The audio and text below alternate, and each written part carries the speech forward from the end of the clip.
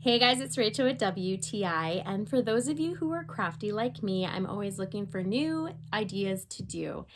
I started getting into doing transfer paper images on clothing, hats, and this is the best transfer paper that I have used so far.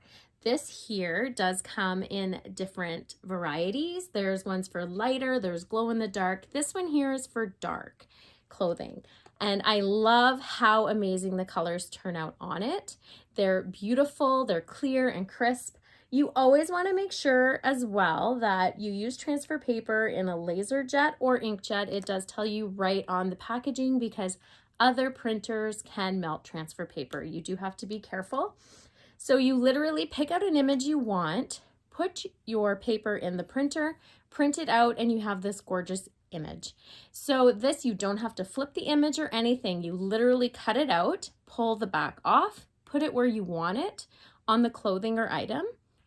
Now it's going to come with a piece of paper that you need to put over top when you're ironing so it does not stick to the iron. Use this for about a minute, going slowly, catching every edge. And look how amazing it looks on the clothing. This sticks beautifully. You are able to machine wash it and it lasts for a very long time. I'm super happy with this, but that's just my point of view.